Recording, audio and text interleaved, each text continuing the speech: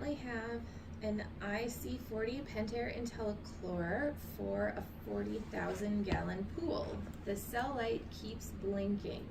We have cleaned it 3 times, but it still will not generate chlorine. Any thoughts on this? And if we replace it, should we go with a larger size? If the cell light continues to blink and you've cleaned it multiple times and it looks clean on the inside, and that for the IntelliChlor I believe is the inspect cell light. Typically that means it's kind of dead.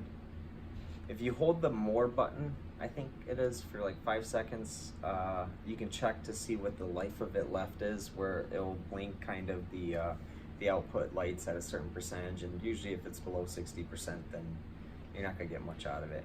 That being said, so an IC40 for a 40,000 gallon pool, in my opinion, is too small, because if you're dealing with really hot weather or anything that creates more of a chlorine demand, then you're going to be needing to shock your pool to kind of keep your chlorine level up. So I would upgrade to the IC60, and that way you don't have to run it at a high percentage all the time.